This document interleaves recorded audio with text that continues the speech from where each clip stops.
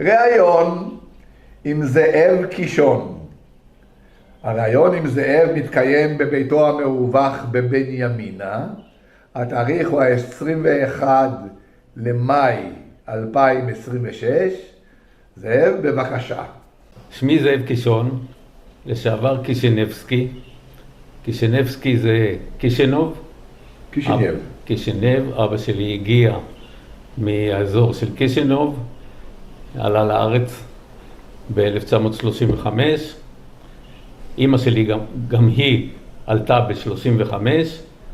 שניהם היו תלמידי ז'בוטינסקי, חניכי ז'בוטינסקי, כל אחד בארץ שנולד. אמא שלי מרומניה, אבא שלי מרוסיה, מולדובה.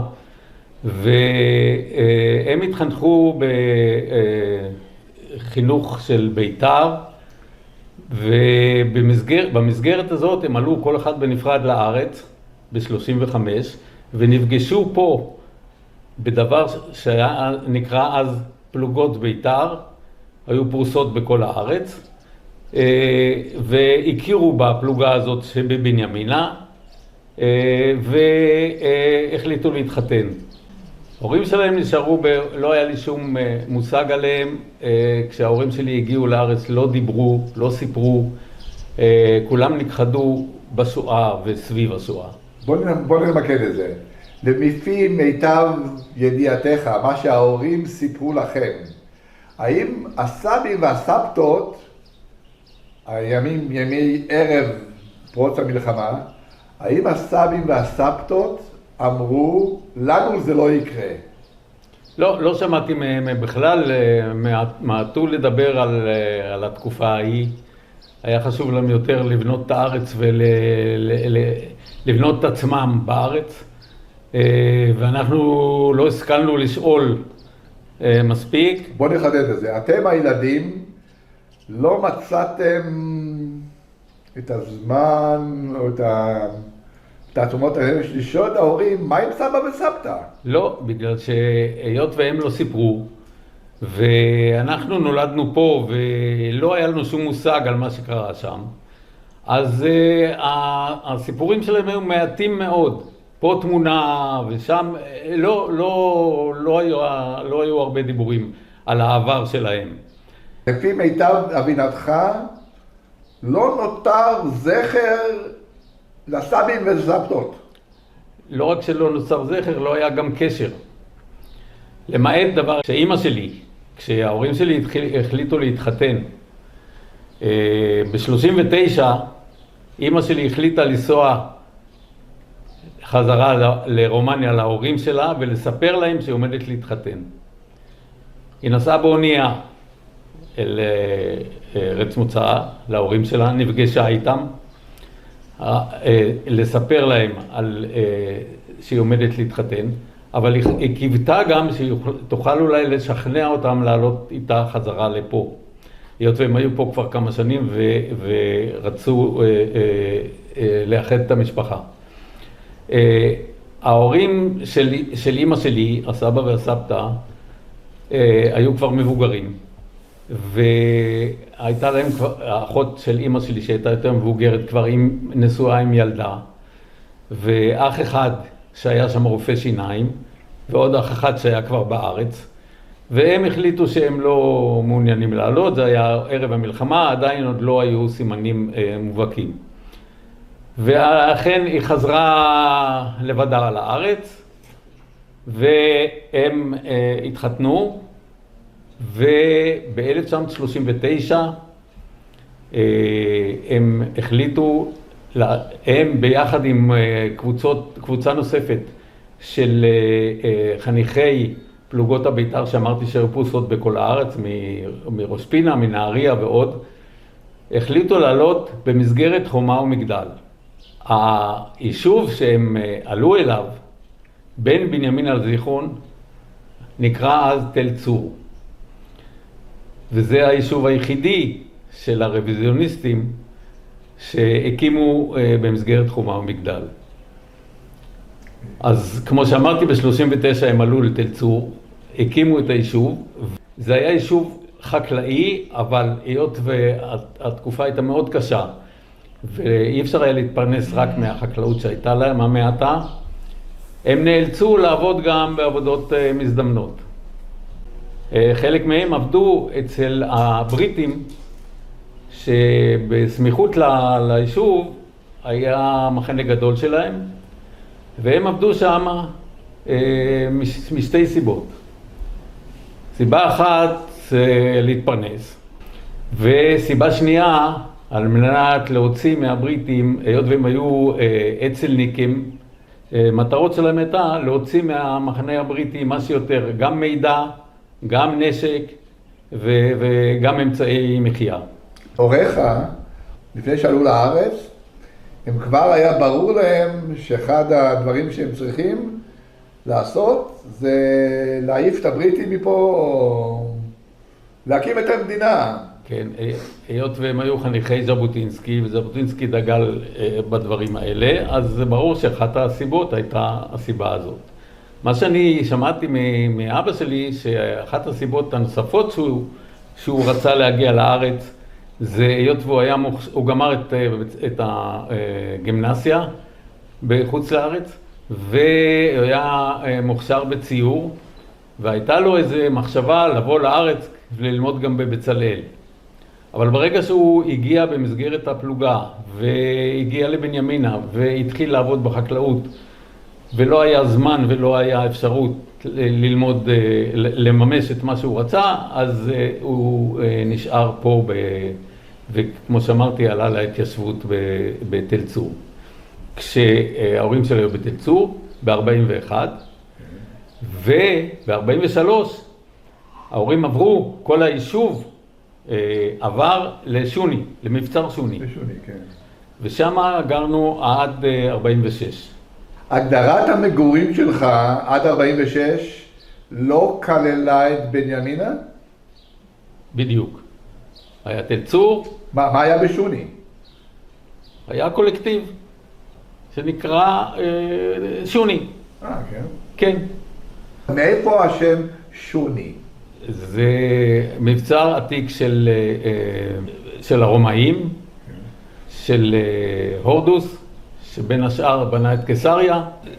השם המקורי הוא היסטורי, אבל הוא שונה לכל מיני וריאציות, שומי וכל מיני אחרים, עד שהוא נתפס כשוני, ומאז הוא שוני.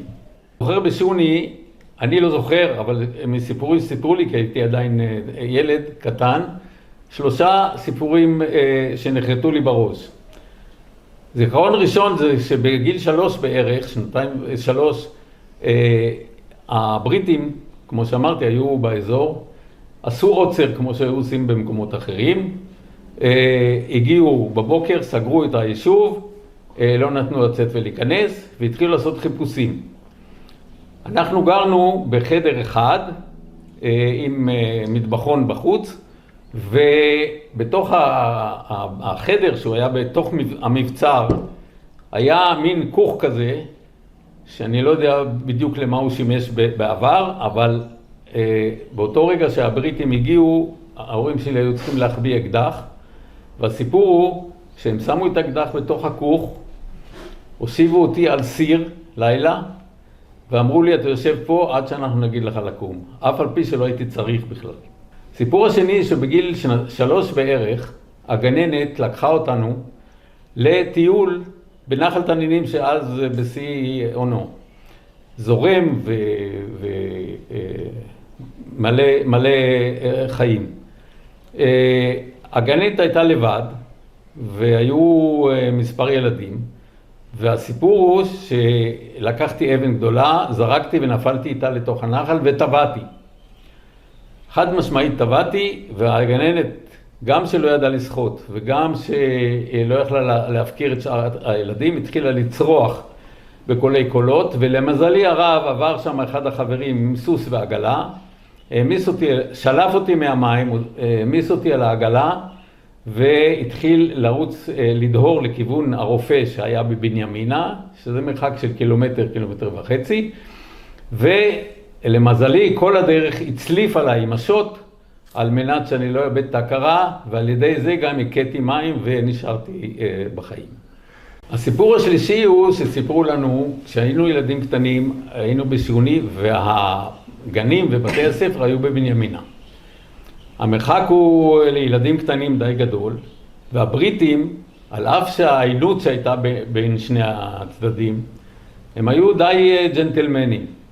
והסיפור הוא שהם היו עוברים עם הטנדרים שלהם, הג'יפים שלהם והשריוניות שלהם, והיו רואים אותנו הולכים ברגל, ילדים קטנים, לכיוון בנימינה, היו עוצרים ואוספים אותנו, לוקחים אותנו טרמפ עד בית ספר בבנימינה. הסיפור הוא שכשהיינו יורדים מהרכב שלהם על יד בית הספר, היינו מקללים אותם וצועקים להם כל מיני דברי גנאי. באיזה שפה? בעברית, והיות והם לא הביאו לנו עברית, הם אומרים לנו thank you, thank you, וב-46 עברנו לנחלת ז'בוטינסקי. נחלת ז'בוטינסקי הוקמה כמושב ב-1946, של חלק מהמשפחות שהיו בשוני. 28 משפחות שהחליטו להקים יישוב חקלאי.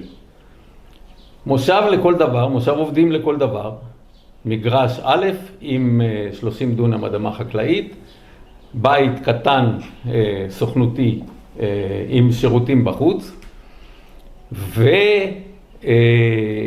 והמקום נקרא על שם נחלת ז'בוטינסקי, על שם ז'בוטינסקי שההורים שלנו היו התלמידים שלו.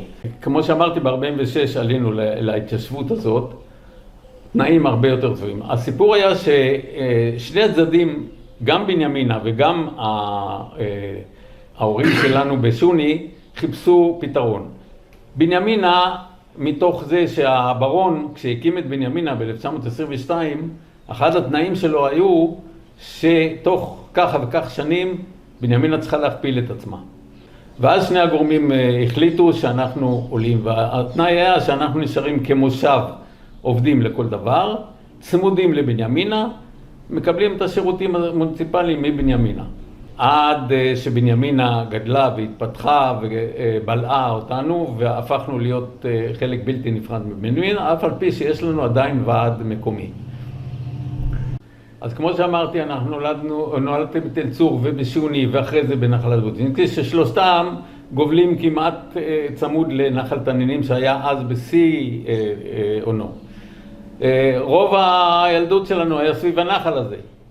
הוא היה גורם של כל נוף ילדותנו, גם שחינו בו וגם התרחצנו בו וגם טיילנו בו. אנחנו לא זכינו לראות שאריות של תנינים, אבל לפי הסיפורים, בתחילת המאה ה-20, עוד ראו איזה תנין או שניים ומאז הם נעלמו. כמו שאמרתי, כל הפעילויות שלנו, היינו מתרחצים והיינו שוחים והיינו דגים. וכל הפעילות שלנו הייתה אחר הצהריים סביב הנחל הזה. בית ספר יסודי למדנו בבנימינה. דרך אגב, בן כיתה שלי הוא אהוד מנור עד כיתה ח', עד סוף כיתה ח'. וכנ"ל גם בית ספר תיכון. היה לנו משק חקלאי מהיום הראשון, גם פרות לחלב וגם תרנגולות וגם עיזים. והיה צריך לתחזק את המשק הזה, והיות והפרנסה הייתה קשה, אבא שלי נאלץ לעבוד עבודות חוץ להשלמת הכנסה. הוא היה יוצא כמדריך חקלאי לאזור הצפון, גוש שגב, ביום ראשון בבוקר, חוזר ביום חמישי בערב, וכל העול של החזקת המשק הייתה על אמא שלי ועליי כבן הבכור. באותה תקופה הייתה כבר התיישבות יהודית בגוש שגב? כן, זה היה בתחילות שנות ה-50. היה מושב שקראו לו שגב. זה עולים מכורדיסטן ומעיראק שהושיבו אותם שם, הסוכנות בנתה להם בתים, נתנה להם קרמי שקדים וקרמי יין. הסוכנות החזיקה את הכל, הם היו צריכים רק לתפעל את זה. אבל לאט לאט הם עזבו את המקום והמושב הזה נעזב. אז היות ואבא שלי עבד בחוץ, אני כבן בכור נאלצתי לעזור לאמא שלי. אני גם אהבתי מאוד את העיסוק בחקלאות, הייתי מאוד קשור לזה, ולכן לא נשלחתי ללמוד בבית ספר חקלאי, מפני נאלצתי להישאר פה בבנימינה ולעזור לאמא בהחזקת המשק החקלאי. מבצע קדש, אני הייתי כבר בית ספר תיכון, הייתי נער, והרבה אני לא זוכר מזה, אני זוכר רק דבר אחד, מה שהרשים אותי מאותה תקופה, ממבצע קדש עד הגיוס שלי בנובמבר 59, זה הדמויות שבמיוחד של הצנחנים מבנימינה, החבר'ה ששרתו בצנחנים, שהייתי רואה אותם יוצאים עם המדים וחוזרים עם המדים של הצנחנים, וזה הרשים אותי, ובזכות זה ובעקבות זה אני החלטתי כבר מאותה תקופה שאני מתנדב לצנחנים. נובמבר 59 הגעתי לבקו"ם, כאשר ברור לי שאני הולך לצנחנים, כמו שאמרתי, ואני הולך לעמדה של הצנחנים להתנדב, כי הצנחנים היה בהתנדבות. ואני בא לשם וישבו שם שני סמלים מהצנחנים, ואני אומר להם, אני באתי להתנדב, ואומרים לי, אדוני, איחרת את הרכבת, הרשימה נסגרה, אין יותר אפשרות. אספו את כולנו והפנו כל אחד לאיזה רב טוראי, אתה תלך אליו, והצמידו אותנו לאיזה רב טוראי. לא ידענו לאן אנחנו מתגייסים, לא אמרו לנו שום דבר, והתחיל תהליך החיול. תהליך החיול זה שעוברים עמדה ומקבלים את הציוד הצבאי.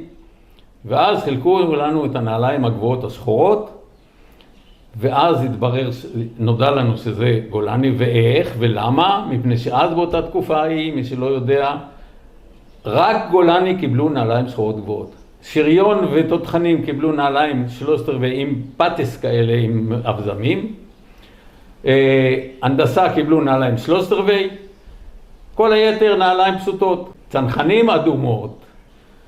נראה לי שהתקופה של 101 ואריק שרון חיפשו עדיפות, היות וזה היה בהתנדבות, חיפשו ייחוד ליחידה הזאת, ולסדתי גם הקומתה האדומה וגם הירקית וגם הנעליים האדומות. אוקיי, ואז התברר שאנחנו הולכים לגולני. באותו ערב העבירו אותנו לטירונות בגדוד 51, 5.5 חודשים של טירונות קשה בגולני. איזה רובים? FN? היה FN, כן. המפקדים, המ"כים והקצינים הלכו עם עוזים. באחד האימונים שלנו, התרגילים שלנו, עשינו תרגיל ברמת בכרמל, והמ"מ, שהוא היה עתודאי, מאוד סימפט אותי כנראה, ואז הוא הצמיד אותי בתרגיל הזה להיות רץ אישי שלו. זה היה בלילה, ואחד ההפסקות שהיו לנו, ואז מ"מ בטירונות גולני היה יותר מאלוהים. אסור היה לדבר איתו, אסור היה להתקרב אליו, אסור לשאול אותו כלום, ואני רעדתי מפחד, היות והייתי היחידי שצמוד אליו. ואז הוא התחיל לתחקר אותי ולראיין אותי. ואני בחילו רעדה עונה לו על כל שאלה, ואז אחת השאלות הייתה, מה אתה רוצה לעשות אחרי הטירונות? אני רוצה לסיירת. אולי תלך להדרכה, אולי תלך לקורס מ"כים, אולי תתקדם. אין לי כוונה לעשות קריירה צבאית, ואני רוצה לתרום כמה שאני יכול לטובת העניין. ואני חושב שסיירת גולני היה הפתרון הכי טוב בשבילי. הוא לא ענה לי, ובזה נגמרה השיחה, והמשיך התרגיל, וסיימנו את הטירונות אחרי 5.5 חודשים מ-90. עדיין אני לא יודע לאן אני מוצב, וסוף הטירונות הייתה בדרום על יד שבטה, בסביבות שבטה. עשינו מסע כומתה בנגב, תוך כדי תרגיל. היה ערב סיום הטירונות, שבו ישבנו במעגל, בשדה, אחרי תרגיל גדול מסכם, ואז קראו לכל אחד בשם שלו, ואמרו לו שוב, אתה הולך לכיוון ההוא, לפינה ההיא, איפה שהיו שם שני סמלים. והסתבר שזה חבר'ה מסיירת גולני שבאו לקלוט את המוצבים אליהם. ולקחו אותנו לנבטים. באותה תקופה בדיוק היה, קראו לזה מבצע, כוננות כללית בנגב, בגלל שהמצרים עשו תרגיל גדול וחששו שהם יפתחו במלחמה. רותם, מבצע רותם קראו לזה. ואז כל החטיבה, כולל הסיירת, היו בדרום. לקחה אותנו המסעית, את 20 החבר'ה מהגדודים. איך גויסו אז מגולני לסיירת? לא היה גיבוש, אלא כל גדוד התחייב לספק 10 מצטיינים לסיירת. ואז הגענו לנבטים, זה היה יום חמישי בערב, קלטו אותנו ואמרו לנו, אתם יוצאים לחופשת שבת. איך שעלינו למסעית, אמרו, עצירת יציאות, כוננות, חזרנו. בסופו של דבר, יצאנו עם מסעית של אחד הוותיקים בסיירת, לקח אותנו במסעית, הוא היה מקיבוץ דן, והוא מנבטים, לאורך כל הדרך הוריד חבר'ה, עד קיבוץ דן, ומוצאי שבת חזרה ליחידה. ביום שבת, מוצאי שבת הגענו, וביום ראשון בבוקר התארגנו כבר ליציאה לאבטח משלחת ארכיאולוגית במדבר יהודה. משלחת של חיפושים במערות. זה היה הדבר הראשון שעשינו בסיירת, שהיה מרתק בפני עצמו. זכינו לזה. לא היינו את כל תקופת החפירות, היות ושבועיים אחרי זה לקחו אותנו לקורס צניחה. עברנו קורס צניחה, כל מחזור סיירת עבר אז קורס צניחה, עברנו קורס צניחה מלא, לא כמו שהיום עושים צניחה אחת. גולני לא עשו קורס צניחה, אבל הסיירת כן. בדיוק. גולני, כולם הלכו אז, כולל הסיירת עד אותה תקופה, עם כובעים ירוקים רגילים. הסיירת רצתה להיות ייחודית, והמ"פ שלה אז, בשם יוסקה קסטל, החליט שהוא משנה את הכובעים של הסיירת, וקיבל אישור להנפיק רק לסיירת של גולני כובעים שחורים. ואנחנו המחזור השני שקיבלנו כובעים שחורים. אחר כך זכינו להשתתף במצעד יום עצמאות בחיפה, וההמשך השירות שלנו בסיירת גולני, רובו היה אימונים קשים, גם ברכב וגם ברגל, בעיקר ניווטים, כולל קורס מ"כים. גם ברור שהיו גם מערבים, תקריות גבול, תצפיות וכו'. קיבלנו גם כמה צ'ופרים במשך השירות שלנו, שהם נחקקו לנו מאוד למחזור שלנו בראש. אחד מהם זה היה, כמו שאמרתי, קורס צניחה, ופעמיים לאבטח משלחות ארכיאולוגית במדבר יהודה, וגם לקחו אותנו להשתתף בהסרטה של סרט אקסודוס שהוסרט אז בארץ, חודש ימים להיות עם כל השחקנים הבולטים של הוליווד שהיו בארץ, זאת הייתה חוויה בלתי שכיחה. הייתי בסיירת גולני כמעט עד סוף השירות. ביולי 60, כאשר גמרנו את ההכשרה בסיירת, לקחו אותנו חלק מהחבר'ה שלנו, שני צוותים, לקחו אותנו לכוננות בחורשת טל. לכוננות כלפי רמת הגולן, וזאת מהסיבה שהתבררה אחר כך, שהסורים היו נוהגים לרדת מדי פעם, להגיע מדי פעם מעל כפר סולד. כפר סולד הייתה למטה, מעלי המצוק, ומעל המצוק דרך הפטרולים ורמת הגולן. מעל כפר סולד היו, על דרך הפטרולים, היו שתי תילי אבנים גדולות. קראו לזה הכתפיים של כפר סולד. מסתבר שהסורים מדי פעם היו מגיעים בבוקר מוקדם, עם עלות השמש, מגיעים מעל קיבוץ כפר סולד, יורים סתם מתוך הנאה וחוזרים חזרה.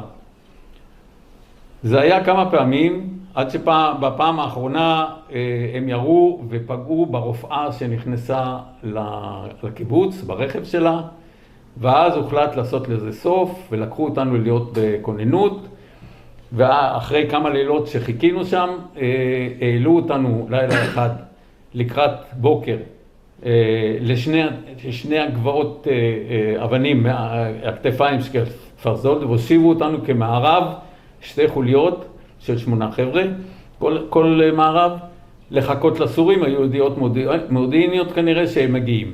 ואכן, איך שהתחיל להאיר האור, הם הגיעו, וכ-20 מטר לפנינו קיבלנו הוראת פתיחה באש, וירינו והפלנו את הראשונים, והתחיל להתפתח קרב, כאשר אנחנו, לאור מה שקרה, אנחנו מבודדים, שוכבים ולא יכולים לעשות שום צעד נוסף.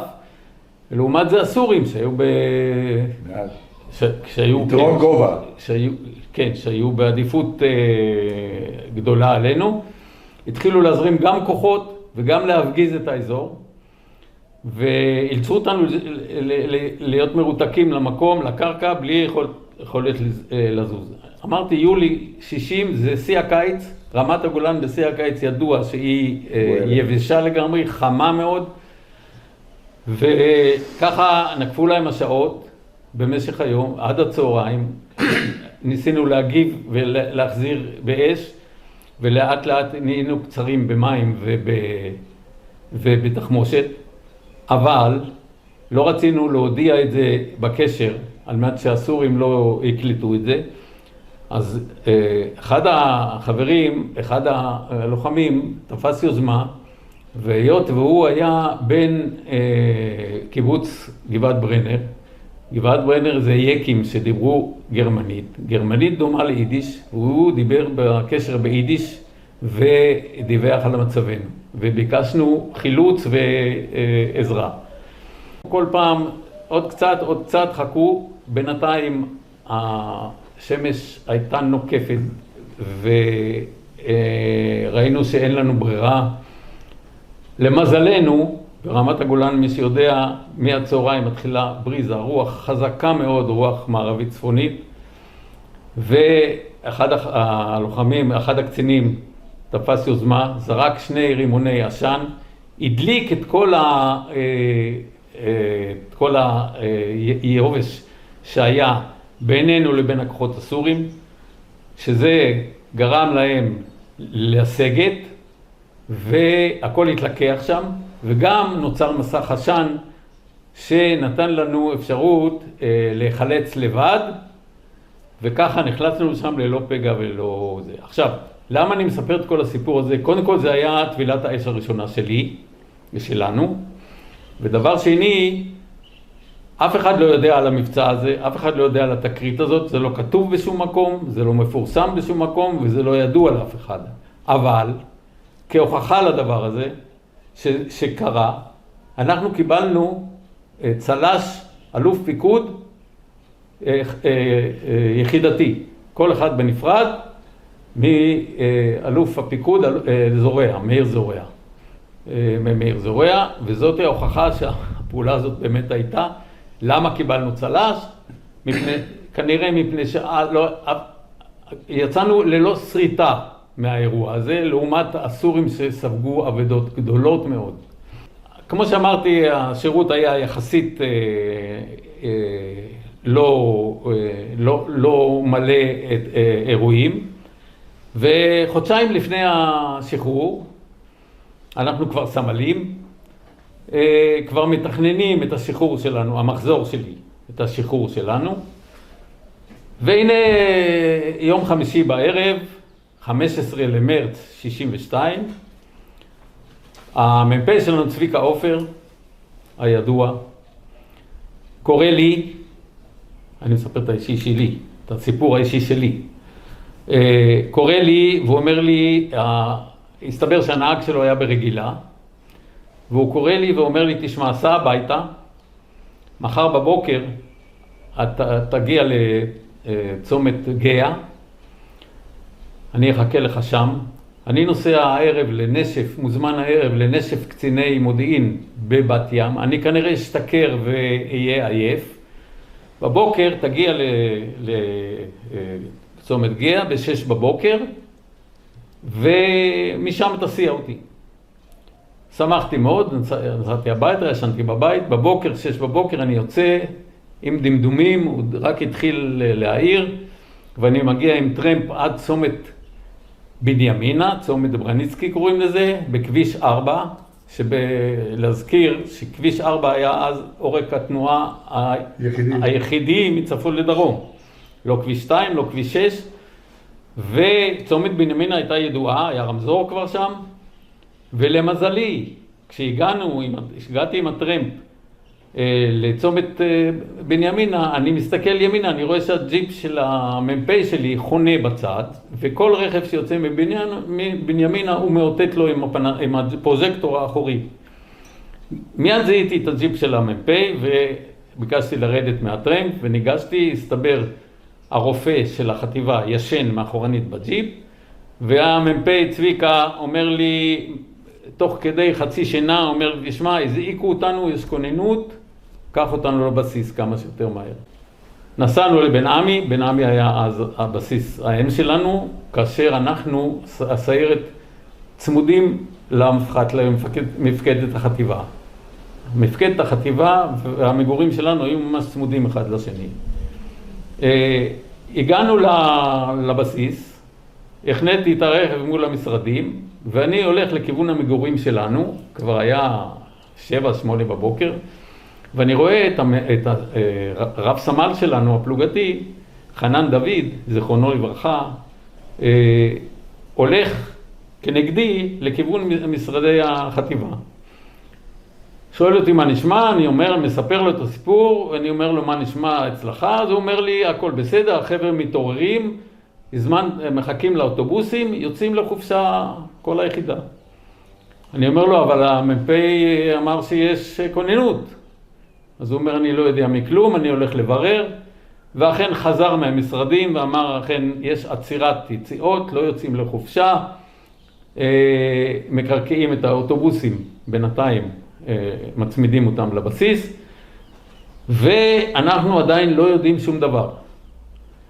עכשיו, במשך היום, זה יום שישי, במשך היום, לאט לאט, מתחילים לטפטף לנו, תלכו לאפסנאות, תחליפו את התחמושת לתחמושת חדשה. אחר כך תלכו לאפסנאות, תחתמו על תחמישים לרימונים. ואחר כך תחתמו על נשק כבד יותר, על מרגמות 52 ועל בזוקות וכו'. ואז התחלנו להבין לאט לאט שהולך מתבשל משהו והולך לקרות משהו, אף על פי שרשמית עדיין לא הודיעו לנו שום דבר.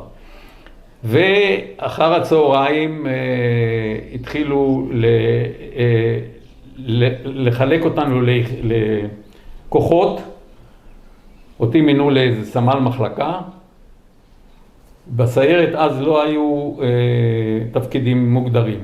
כל אחד עשה הכל, כולם עברו קורס מ"כים, אז כולם היו יכולים להיות בכל תפקיד שהוא. ולקראת ערב, העלו אותנו על אותם אוטובוסים שהיו צריכים להוציא אותנו הביתה, והתחילו לנסוע לכיוון רמת הגולן, בגדול לרמת הגולן, אבל בדרכים עוקפות, וזה למה? מפני וחששו שהסורים מהגולן בתצפיות יראו שיירות נוסעות ביום שישי בערב, זה יעורר חשד, ולכן עשו בדרכים עוקפות, והגענו, איך התחיל להחשיך, הגענו לבקעת יבנאל, שם קיבלנו ארוחת ערב מהירה, ושם הקצינים והמפקדים התחילו לקבל את הפירוט והתפקידים לביצוע המסיבה. כל ההיערכות הזאת הייתה לקראת מבצע שנודע כמבצע נוקב, בשפה הצבאית מבצע סנונית, שהיה ב-16, יום שישי בערב בין ה-16 ל-17 למרץ 62, כאשר המבצע הזה היה צריך, אמור לכבוש את מוצב נוקב. מוצב נוקב נמצא היום על הציר שבין עין גב, צפונה מעין גב על הכביש. הסורים היו מטרידים באופן תדיר את הדייגים ואת צירות המשמר של חיל הים ששטו בכנרת. אף על פי שכל הכנרת הייתה תחת ריבונות ישראלית, והסורים לא התייחסו לזה. באותה תקופה, הסכם שביתת הנשק שהייתה ב-48, קבעה שלצבא הישראלי אסור להתקרב מרחק מסוים מהקו הגבול עצמו. בלית ברירה, על מנת לשמור על הריבונות בכנרת ועל הדייגים, חיל הים בנה בגנוסר מין יחידה קטנה, הביאו נחתות ישנות ממלחמת העולם השנייה והסבו אותם לסירות משמר עם מקלעים, והם היו מסיירות בצד המזרחי של הכנרת, לאורך הצד המזרחי, להגן על הריבונות ועל הדייגים.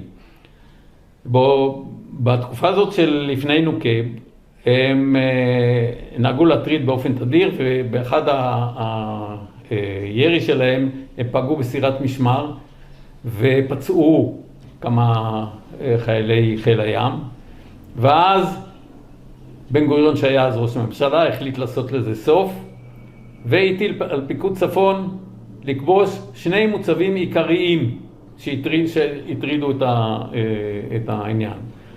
אחד זה מוצב נוקב, שהוא מוצב פלוגתי גדול מאוד, מתוגבר, והמוצב השני זה קורסי, מצפון לעין גב, שגם הוא היה מוצב מאוד מאוד שולט. כיבוש מוצב קורסי הטילו על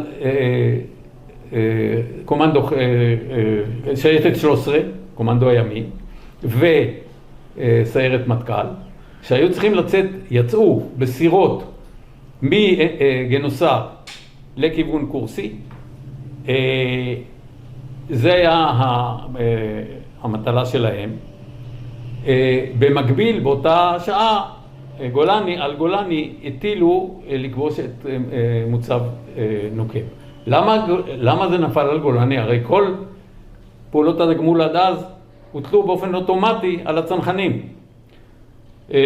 ואז התברר שמוטה גור היה אז מח"ט גולני, והוא בא כידוע מהצנחנים. וכשפנו מפיקוד צפון, פנו לצנחנים באופן אוטומטי, ושאלו את קמב"ץ צנחנים כמה זמן ייקח לך להיערך לכבוש מוצב כזה. אז הוא אמר בין 48 ל-72 שעות. קראו לקמב"ץ גולני, כמה זמן ייקח לך לכבוש מוצב כזה? הוא אמר לו, עכשיו אני מוכן. אמרו לו, קיבלת. וככה זה הוטל על גולני, חטיבת גולני, לכבוש את מוצב נוקב, הכפר נוקב שהיה לרגלי המוצב על חוף הכנרת, וכוחות נלווים של חילוץ וכו' וכו'. יצאנו מבקעת יבנאל ברכבים ללא אורות בכלל, דרך אלומות, דרך כנרת, עד עין גב. שם ירדנו, ומשם התחלנו בהליכה רגלית לכיוון צפון, בתחילת הדרך דרך המצעים של עין גב, פחות או יותר לאורך הכנרת, על מנת להגיע לנוקב. קורס מ"כים של גולני, שהיה אז בג'וארה, אמור לכבוש את הכפר נוקב, סיירת גולני את המוצב, שאר הגדודים, כמו שאמרתי, חסימות ושאר המשימות. דבר אחד נוסף שרציתי להגיד, להוסיף לגבי הכיבוש מוצב קורסי, שהוטל כאמור על סיירת צנחנים, סיירת מטכ"ל ושייטת 13. הם הגיעו, התקרבו לחוף, אבל היה אז ליל ירח מלא מלא מלא, כאשר הכנרת משתקפת כמו ראי, רואים כמו ביום. הם התקרבו למוצב קורסי וירדו מהסירות, התחילו להתקדם בשחייה וגילו אותם והתחילו לירות עליהם. ואז הם קיבלו הוראה לבטל את הפעולה וחזרו חזרה לגינוסר והפעולה שלהם בוטלה. במקביל לזה אנחנו כבר היינו בדרך מעין גב לכיוון נוקב. כאשר הסיירת מובילה וכל השאר הכוחות אחריה, כאשר מספר קילומטרים, כאשר עברנו את הגבול הבינלאומי, עלינו, הכוח המוביל עלה על תשמוע. תשמוע זה מין מערב קטן כזה שגילה אותנו והתחיל לראות. לא הייתה בעיה להשתלט עליו, אבל באותו רגע הבדנו את גורם ההפתעה והתחיל להתעורר כל האזור. ואז התפצלנו, הכוחות התפצלו, כוח קורס מ"כים שהלך לכבוש את הכפר המשיך לאורך הכנרת, והסיירת שינתה כיוון, עלתה, טיפסה למעלה לכיוון רמת הגולן, והגענו כאשר אחרי בערך שעתיים הליכה, הגענו כאשר בינינו לבין המוצב עצמו עובר ערוץ. מול המוצב עצמו מתארגנים לחצות את הערוץ הקטן הזה ולהיכנס למוצב, כאשר הסורים כבר יורים לכל כיוון ומפגיזים את האזור. אבל תוך כדי שאנחנו מתרגלים לעלות על המוצב, קיבלנו פתאום הוראות בקשר, לעצור, לא לזוז, להישאר במקום, מרותקים למקום. מה הסתבר?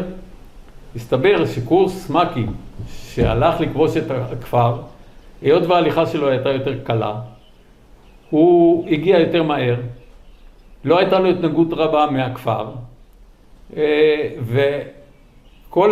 רוב התושבים הסורים שגרו בכפר התחילו לעלות באותו ערוץ שהיה בינינו לבין המוצב, טיפסו למעלה לכיוון רמת הגולן, כולל ילדים, זקנים, חמורים, מעיזים וכו'. ואז קיבלנו הוראה לא לזוז, להירתק למקום עד שאחרון האזרחים לא עבר. השלב הבא היה להיכנס למוצב התחילו הקרבות בתוך התעלות. המוצב היה מוצב גדול, פלוגתי פלוס, אפילו תותח ללורטה היה שם. בנוי היה משלוש תעלות, תעלה הצפונית, המרכזית והדרומית. התעלות היו בערך 0.5 מטר גובה, 0.5 מטר רוחב, ולהזכיר שהנשקים האישיים היו אז FN'ים ארוכים, חצי אוטומטיים, מסורבלים, לא מתאימים בכלל, כולל הנשק הכבד, הבזוקות, אז לא מתאימים לתעלות. ואז תוך כדי פעולה בתוך התעלות, גיבשנו, אנחנו המפקדים, בעלי העוזים, שהעוזי אז היה אידיאלי ללחימה כזאת, פיתחנו שיטה שהבעלי העוזי הולכים קדימה, והחיילים האחרים מאחור. אני הייתי בתעלה הדרומית, והשיטה הייתה שכאשר הבעל העוזי שהיה בראש הכוח נפגע, צועקים, מפנים אותו לאחור, צועקים הוא זיז קדימה, והבעל העוזי הבא מתקדם קדימה. וככה התקדמנו לאט לאט, ואני שומע פתאום הוא זיז קדימה, הוא זיז קדימה, הבנתי שהתורי הגיע, ואני רץ קדימה. רק להזכיר שזה היה בלגן נוראי, רעש, פיצוצים, יריות, צעקות, אבק, עשן. הצלחתי להגיע עד המ"פ שהיה בראש הכוח, צמוד לדופן, והוא צועק לי לתוך האוזן, יש פה איזה בונקר שמעכב אותנו. הוא אומר לי, אני עורר ארנט, ומיד אחר כך אתה רץ קדימה לתאר את ההמשך. ואכן ככה היה, הוא ירה ארנט ואני רץ קדימה, מגיע לפאתי הבונקר, תוך כדי מתאר עד אליו, ומסתובב פנימה לכיוון הבונקר שהיה חפור בתוך ההר, ותוך כדי שאני מתאר את הבונקר, אני פתאום מרגיש שאני מועד נופל. וניסיתי לקום, לא הבנתי מה קרה, ניסיתי לקום, ראיתי שאני לא מצליח, הבנתי שאני נפגעתי ברגל, גררתי את עצמי עד הדופן של הבונקר, התיישבתי, אבל שמעתי עדיין רעשים בתוך הבונקר, וחששתי שיש שם עוד כוחות. בינתיים הגיע הכוח שהיה אחריי, ואמרתי לחבר'ה שאחריי, יש שם עדיין זה, תמשיכו לתאר. הגיע הרופא והתחיל לטפל בי. תוך כדי שהוא מטפל בי, קראו לו לטפל בפצוע נוסף, והוא יצא החוצה מהבונקר, חטף רסיס בראש ואיבד את ההכרה. הרופא, אותו רופא שטיפל בי.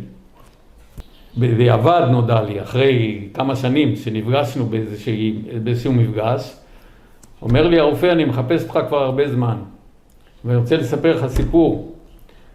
אני הייתי ללא הכרה 3 ימים. הייתי בהדסה ירושלים. ברגע שהתעוררתי, השאלה הראשונה שלי הייתה, מה עם החייל ששמתי לו בתוך הבונקר, ששמתי לו חוסם עורקים, נפצעתי. הסתבר שהוא, לפני שהוא עזב אותי, הוא שם לי חוסם עורקים. חוסם עורקים כידוע צריך לשחרר מדי כמה דקות. הוא לא זכר שום דבר אחר. זאת אומרת, הפעולה הראשונה שהוא נזכר כשהוא התעורר, זה הפעולה האחרונה שהוא עשה. ואז התברר שבא אחריו הגיע החובש והמשיך לחבוש אותי, והכוחות המשיכו להילחם וכבשו את המוצב. המוצב נכבש, היו הרבה אבדות לסורים, המון אבדות, אבל גם לנו, הרבה פצועים. והוחלט להתארגן לעזיבת המוצב. עשו ספירה, ואז התברר שחסרים 2 חיילים. אחד זה הרב סמל הפלוגתי שלנו, שהזכרתי אותו קודם, שהיה בבוקר, קיבל אותי בחטיבה, יקראו לו חנן דוד, והשני, יעקב דביר, שהוא לא היה מהסיירת, הוא היה מכוח אחר, שגם הוא נהדר. התחילו חיפושים עד לפני שבצבץ הבוקר. תוך כדי כל המצב הזה, מתחילת הלוחמה ועד השלב של הנסיגה מהמוצב, היו הפגזות הולכות וגוברות מצד הסורים ללא הבחנה. הפגזה נוראית, שממנה גם נפצעו הרבה חבר'ה שלנו. נערכו חיפושים לחפש את 2 הנעדרים. חיפשו, לא מצאו שום דבר. הבוקר התחיל להתקרב, הוחלט בפיקוד שמפנים את המקום, ואז התחילו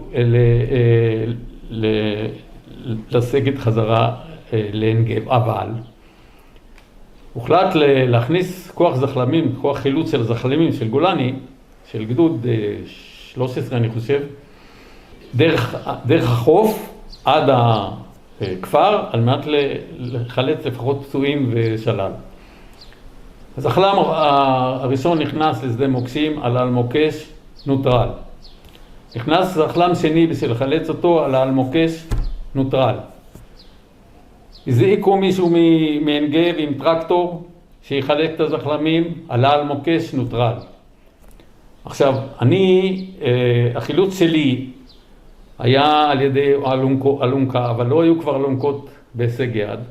אז אלתרו אלונקה, ופה בא לידי ביטוי דווקא לטובה ה-FN, שהוא ארוך ומסורבל. לקחו סמיכה מהבונקר שבו נפצעתי, קשרו את זה לארבע קצוות הרובים, וככה התחילו להוביל אותי ואת האחרים לכיוון עין גב. עכשיו, כמו שאמרתי, הפגזות נוראיות. בהפגזה אתה שומע את היציאה ואת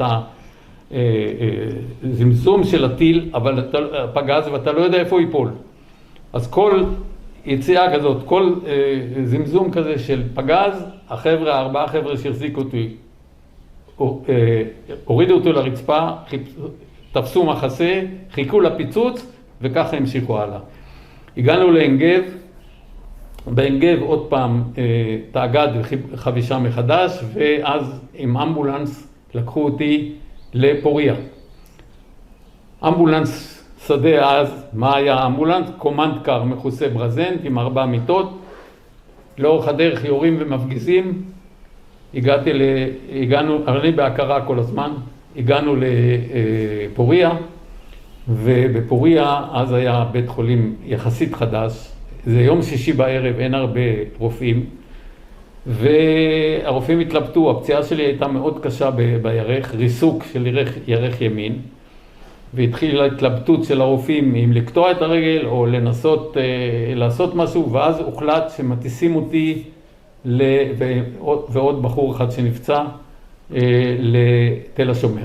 הייתי 5.5 חודשים מאושפז, יצאתי מבית חולים, התחלתי להשתקם, חזרתי הביתה, הייתי עוד מוגבל שנה שלמה על קביים, אבל התחלתי כבר לבנות את עצמי. כמו שאמרתי מראש, אני רוצה לחזור להיות חקלאי, גם לנהל ולעבד את המשק של ההורים, וגם לבנות לי משק משלי. בהמשך גם הכרתי את עדנה, שהיא בעצמה בת ממייסדי בנימינה, משפחת אלצ'ולר הידועה. עבדתי 5 שנים עם אבא שלה, אצלו במשק, משק גדול, ותוך כדי בניתי את המשק שלי, והפכתי להיות עצמאי, חקלאי. ויום אחד, לפני 6 הימים, בהמתנה מה שקראו אז, מגיעים אליי עם צו 8 הביתה, ואומרים לי, אתה תתייצב במועצה המקומית בנימינה להגה. לא ידעתי, 5 שנים לא ידעתי כלום. פתאום הגיע צו 8, הגה, פרופיל נמוך. אמרתי, לא מתאים לי. אני בוגר סיירת גולני, חקלאי, אני אלך לשבת בהגה, אנחנו יודעים מה היה אז. אבל לא הייתה ברירה, זה צו 8, באתי למועצה, ראיתי אנשים שאני מכיר, תפסתי קצין אחד, אמרתי, שמע, זה לא בשבילי, תעיף אותי מפה. אז הוא אומר לי, יש לך רישיון ג' על מסעית, נתן לי צו הצבא, סע לחדרה, מכבי אש, תהיה שם נהג כונן. אמרתי, קודם כל נעוף מפה. באתי לחדרה, גם שמה, לא, ראיתי שזה לא זה שלי, חיפשו מישהו שייסע, מתנדב שייסע למחנה עמוס, שזה בסיס האם של הגה, להביא לשם חומר. זה התנדבתי, באתי לשם, אני מקצר ומספר שחיכיתי לשם למפקד, רב סרן אחד שאחראי על האזור שלנו גם, ואמרתי לו, תשמע, לא בשבילי, אני בוגר סיירת גולני, אני חקלאי, אני יכול לעשות יותר מאשר הגה, והוא אומר לי, תשמע, הפרופיל שלך נמוך, אין לי מה לעשות, אבל אתה יודע מה, אני אעשה בשבילך משהו מעבר לזה, קח את התיק, סע לרמב"ם, תעשה ועדת רפואי, אם תצליח לעלות פרופיל, תחזור אליי. נסעתי, אבל היה כבר ערב, הגעתי הביתה, אני בא הביתה, עדנה אומרת לי, חיפשו אותך, אל תשאל, מחפשים את הטנדר, רוצים לגייס אותו. היות ולא היו טלפונים, לא ידעו איפה אני, לא ידעו מה, אמרתי לה, אני לא הייתי פה, את לא יודעת איפה אני, למחרת בבוקר נסעתי לרמב"ם, אני בא לרמב"ם, נהיה לי חושך בעיניים, אנשים מפה עד הודעה חדשה, בקושי אפשר לעבור במעברים. הצלחתי לתת את התיק בחלון, הסתבר שרוב האנשים שהיו שם באו להוריד פרופיל, ואני הייתי הבודד או בין הבודדים שבא לעלות פרופיל. בקיצור, אני בא לחלון, לחדר של הרופא, הוא פותח את התיק, והוא שואל אותי, אתה נפצעת בנוקב, אתה יודע שאני הייתי רופא, יכול להיות שטיפלתי בך, וזה לא אותו רופא שטיפל בי. ואז אמרתי לו, תעשה משהו, תעזור לי. הוא אומר, מה אני יכול לעזור לך? כמה אתה רוצה? אני זורק לו 97. הוא אומר, בסדיר לא היית 97. אז תן כמה שאתה יכול, אני מקצר. והוא נתן לי 76 פרופיל, שהתברר אחר כך שזה בין קרבי ללא קרבי. ואני חוזר עם זה לרב סרן ששלח אותי במחנה עמוס. הוא אומר לי, וואלה, עשית את זה, זה כבר היה ערב, לוקח אותי לחורשה, שם הייתה קבוצה של אנשים, הוא קורא למפקד שלהם רב סרן, הוא אומר לו, תשמע, זה בוגר סיירת גולני, חקלאי בנימינה, קח אותו, הוא שלך. הסתבר שהוצבתי בסיירת של, קראו לזה אז גוש כרמל, שאחרי המלחמה הוא, 6 ימים, הוא פורק. עשיתי את כל המלחמה בשומרון, בעמק דותן, באזור ההוא. היינו בג'יפי סיור, התפקיד שלנו היה לנסוע אחרי הטנקים רצים קדימה, ואנחנו מנקים אחריהם כל מה שצריך. אבל כל ערב היינו חוזרים, ישנים בחורשות כאלה של מחנה עמוס, ובבוקר יוצאים חזרה לפעילות. בערב השני אנחנו באים ומתמקמים סביב המצבור של הדלק שבמחנה עמוס. ישנים בשקי שינה, למחרת בוקר, ב-6 בוקר מהירים אותנו, להתחיל להתארגן, הג'יפים על ידינו, ואני למזלי משכים קום, אין לי בעיה לקום, איך שהעירו אותנו לקחתי את הכלי גילוח והלכתי לברזייה שהיא בערך מרחק של 200 מטר, ותמיד יש כאלה שנשארים לישון, נשארים עוד כמה שעות, עוד כמה דקות ואז אני במקלחות, עיניים ורוחץ פנים, ופתאום אנחנו שומעים ואני רואה מעלינו מטוס ענק, טופולב. לא ידענו, חשבנו שזה מטוס נוסעים שהתברבר, טס נמוך מעלינו לאט לאט, עושה סיבוב מעל עפולה, חוזר חזרה, בום, נופל, ואני עף חצי מטר לגובה ונופל על הברכיים. הסתבר שזה היה טופולוב העיראקי שבא להפציץ את מחנה דוד, אבל מנחת מגידו היה דמה, ו8 חבר'ה מהיחידה שלנו נהרגו, אלה שנשארו לישון על יד המצבור דלק. איך שנגמרה המלחמה, פרקו את הגוש ושחררו אותנו. אני אחרי כמה חודשים מקבל צו התייצבות, מחנה עמוס, תותחנים, לא בשבילי, מה אני עושה, איך אני מתחמק מזה. ואז היה חבר בנימיני שהיה בצבא קבע. התייעצתי איתו, אמרתי לו, תשמע, אני רוצה ללכת לאיזו יחידה, שמו אותי בתותחנים, זה לא בשבילי, תעזור לי, מה אני יכול לעשות? אז הוא אומר לי, למי אתה רוצה לפנות? אמרתי, יודע מה, מוטה גור נתן לי צלש בנוקב, הוא היה מח"ט אז אתה יודע מה, אני רוצה לשלוח לו מכתב, אולי זה יעזור.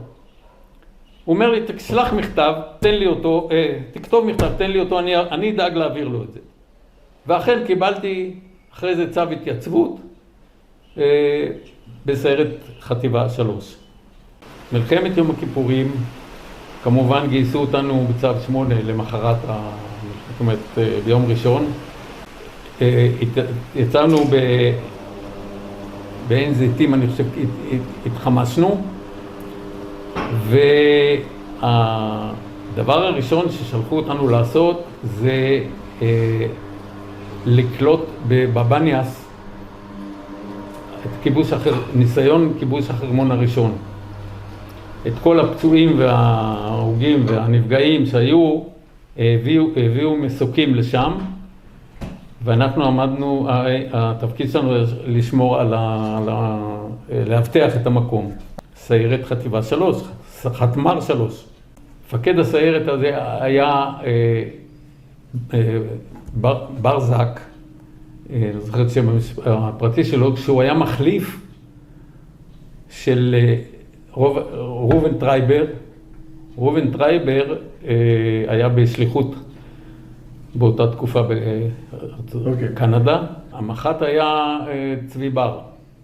אחר כך התחילו להזיז אותנו, היות והיינו ניידים, כוח נייד, התחילו להזיז אותנו לכל מקומות, הם הקמו אותנו במחניים, ומשם הוציאו אותנו לכל מיני פעולות. אם זה, כמו שבמלחמת השלומים, לנקות שטחים, זאת אומרת, לעבור אחרי, איך קראו לזה? בכיבוש מחדש של החרמון, עדיפת הסורים. אז היינו צריכים, לפעמים היינו הולכים 40 קילומטר ברגל ביום, סריקות על מנת לחפש נפגעים, שבויים, אמל"ח וחודר מודיעיני וכו'. כל פעם הזיזו אותנו למקום אחר. זה היה המשימות שלנו. היות והיינו ניידים. היה לכם ג'יפים? היה לנו הג'יפים המקוריים שלנו לחלק מהיחידה. השאר לקחנו שלל הונימוגים חדשים, ואיתם התניידנו לאורך כל המשך המלחמה. וככה העברנו את כל השלבים הבאים של המלחמה עד הפסקת האש. ערב לפני הפסקת האש, כשהוחלט לכבוש את החרמון,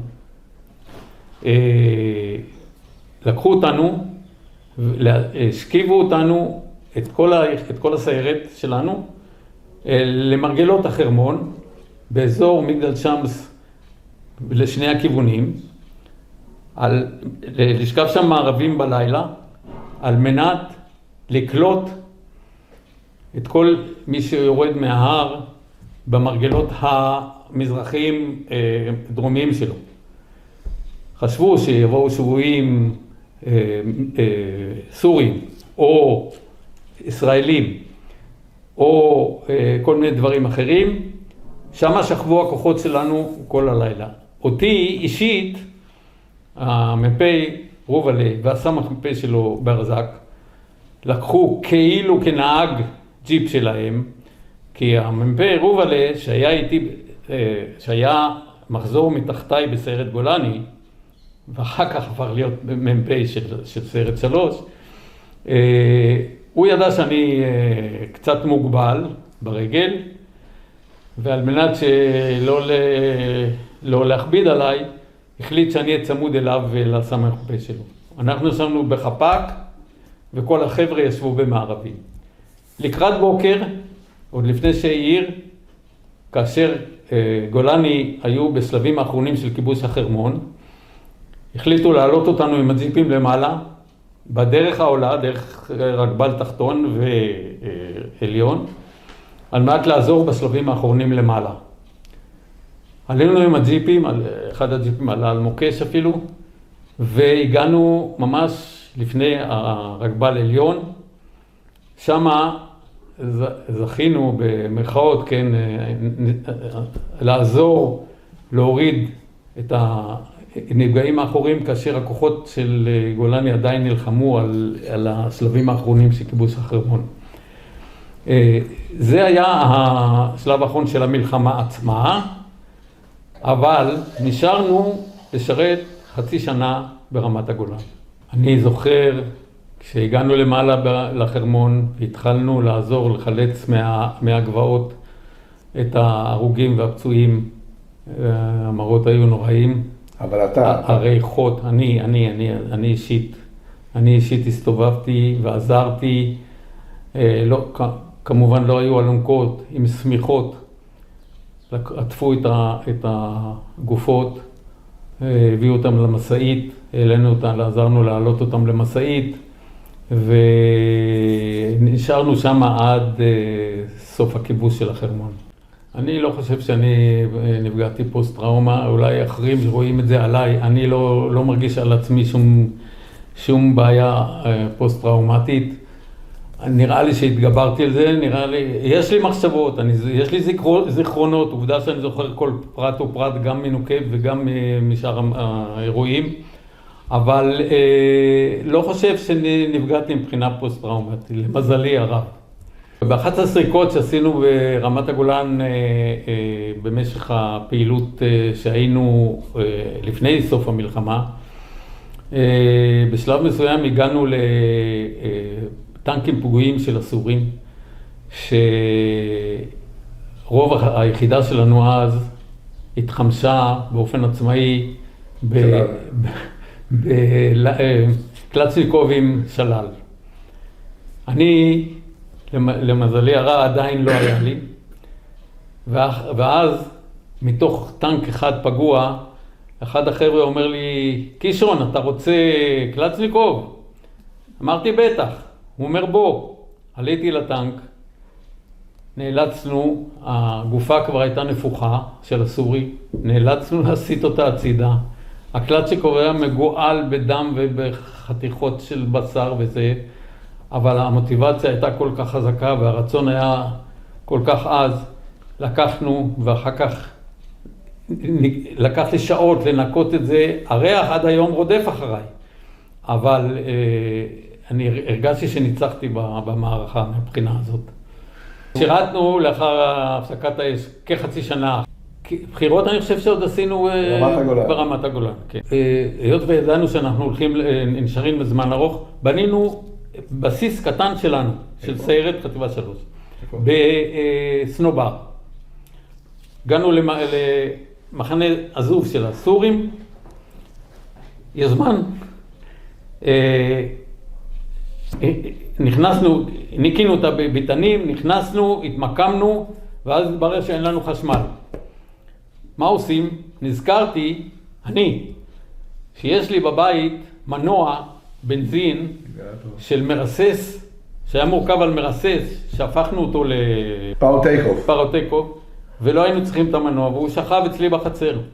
ואז אמרתי לחבר'ה, תשמעו, יש לי מנוע כזה וכזה, אתם מסוגלים להשמיש אותו, להביא אותו? היה לי אז טנדר צמוד, טנדר שלי. אמרתי, קדימה, נסעתי הביתה, הבאתי את המנוע, השמישו אותו, בזכות זה היה לנו שם חשמל עד סוף המלחמה.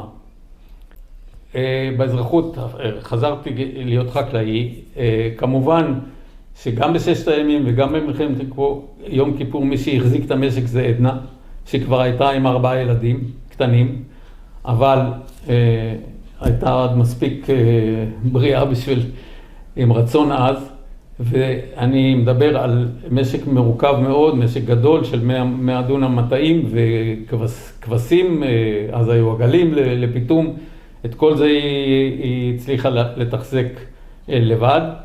ואני שיקמתי את עצמי וחזרתי לפעילות מלאה אזרחית לכל דבר. עד מלחמת שייג עשינו מילואים, הרבה מילואים בשטחים, בעזה וכו' וכו'. כאשר אני עם המגבלות שלי עושה כל דבר ללא שום הפרעה. בשלג המח"ט היה אז, אני התבלבלתי אז כשאמרתי לך על קצ'ה, הוא היה מח"ט שלנו בשלום הגליל, לא ביום כיפור. אז אמרתי לך יום כיפור, הסתבר זה היה טעיתי. בקיצור, קצ'ה, מי שמכיר אותו, מחפש מלחמות. איך שפרצה מלחמת שלום הגליל הראשונה, קצ'ה גייס את עצמו, את המפחד שלו ואת הסיירת, התעלק על פיקוד צפון, כל יום היה נוסע לפיקוד צפון, יושב להם על העורק, אני רוצה להיכנס, עד שבסוף נמאס לו להם ממנו, ואמרו לו, קדימה, תכניס קודם את הסיירת. הגענו ללבנון, לא נלחמנו באופן פנים אל פנים, מה שנקרא בקווים הקדמיים, אבל שוב עשינו כל מיני עם ג'יפי סיור, כן, חודש ימים. באזור ג'יזין, שזה היה בקיץ, ולאחר מכן בחורף עוד חודש ימים באותה גזרה. מבחינת עבודה ופרנסה, וזה הסיכום שלי, זה החקלאי. הייתי חקלאי, עד היום אני חקלאי, אני אומנם כבר מבוגר, אבל השארתי לעצמי קצת מטעים של פירות מיוחדים, שאני מתחזק אותם בשביל שיהיה לי למה לצאת בבוקר. אני יוצא בבוקר למטעים, מדבר עם העצים, הם לא עונים לי, שומע את הציפורים וממשיך לתפקד כמה שאני יכול. אבל אני שירתי במילואים עד גיל 51, בהתנדבות. ברגע שהמחשב זרק אותנו והפסקתי לשרת מילואים, חיפשתי משהו נוסף לעשות, ואז התגייסתי כמתנדב למשטרת ישראל. בהתחלה למשטרת זיכרון, זה בדיוק הייתה התקופה הראשונה שגייסו מתנדבים במדים, מה שנקרא, עברנו הכשרה מיוחדת, ושירתי במשטרת זיכרון כמתנדב. אחר כך התחילו לקדם אותי בלי שידעתי למה אני צריך את זה, אבל הסכמתי עברתי קורס קציני מתנדבים, והוכשרתי ללשכת תנועה. קודם בזיכרון יעקב, הייתי אחראי על המתנדבים של התנועה בתחנת זיכרון יעקב. אחר כך עברתי לתחנת עירון, ואדי ערה. הפכתי להיות שם מפקד המתנדבים של לשכת התנועה במשטרת עירון. עבודה מאוד מעניינת, מאוד קשה, אוכלוסייה קשה. והעלו אותי, קידמו אותי בדרגות, הפכתי להיות רב פקד מתנדב. וככה שירתתי במשטרה עד גיל 75, וגם אז המחשב זרק אותנו ואמר זהו, מספיק. במקביל לזה, אני לפני 32-33 שנה, הציעו לי, שוב בלי שידעתי מה זה, להתנדב ולתפקד בארגון נכי צה"ל. בקדנציה הראשונה לא ידעתי מה זה, לא היה אז נציג של אזור חדרה והשומרון, מה שאנחנו קוראים במחוז חיפה, ואני הייתי הראשון כנציג האזור, והתחלתי לבנות פה לאט לאט מערכת של מתנדבים, גרעין מתנדבים. עדיין בשנים הראשונות אפילו בלי משרד ובלי מקום, היינו יושבים בבתי קפה. לאט לאט בנינו את זה, והמשכתי להיות חבר מועצת מחוז חיפה בארגון נכי צה"ל עד לפני שנה וחצי, עד הבחירות האחרונות. שם החלטתי שבגילי המופלג מספיק לי, ויצאתי לגמלאות מלאות. זו תמונה מתוך אימון ג'יפים שעשינו, כאשר אני נוהג בג'יפ, והכוונה הייתה לנסות לחצות נהרות עד כמה שאפשר. זה מתוך אימון ג'יפים שעשינו. זאת תמונה מתוך אימון חורף בסיירת גולני, באזור רמות מנשה, כאשר הכוונה הייתה לאמן חציית בוץ.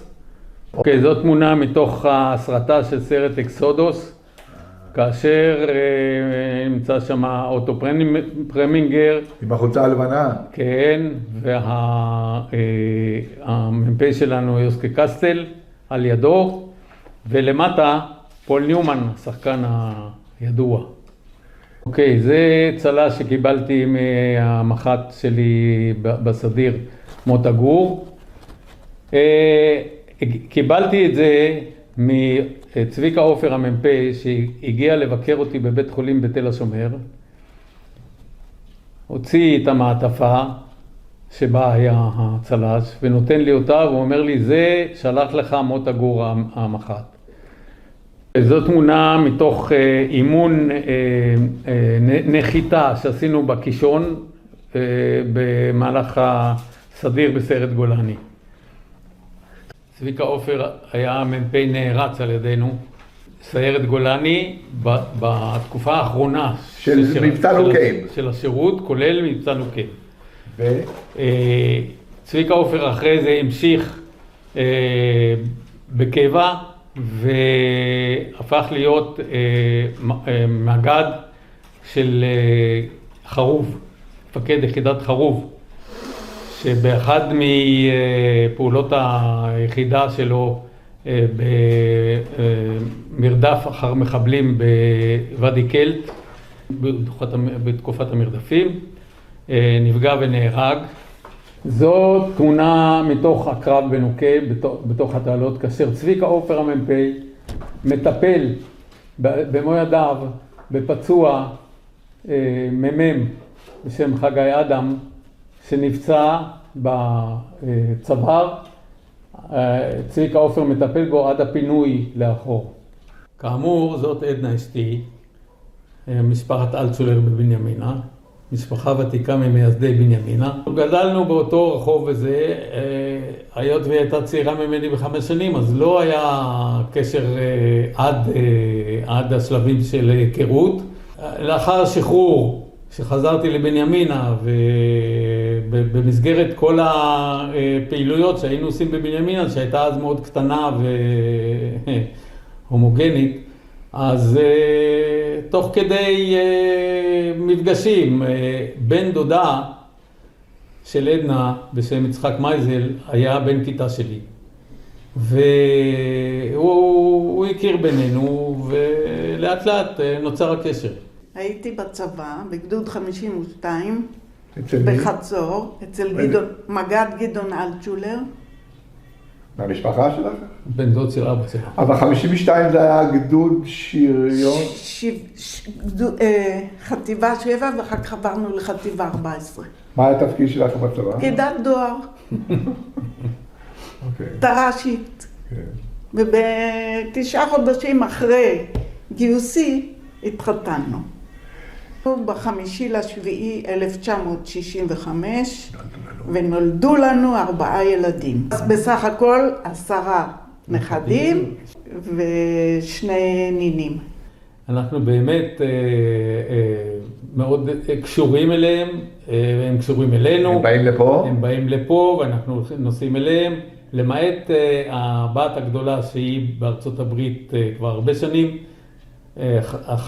הנכדה שנולדה בארצות הברית נשארה שמה, הבן שנולד, הנכד שנולד מהבת, הוא עבר איתם לארצות הברית והוא נשאר בארצות הברית, ובת נוספת שנולדה פה בארץ וגדלה בארצות הברית, חזרה לארץ, התחתנה פה ויש לה 2... יש לכם נכדים בצבא? לא. הייתה אחת, השתחררה, ועכשיו השנה אחת מתגייסת. אבל החיים שלכם ממשיכים. ועוד איך. אנחנו נהנים מהחיים. אנחנו מטיילים הרבה, אנחנו מבלים הרבה. יוצאים יחד לקטוף פרי. אני בסך הכל מרוצה מהחיים.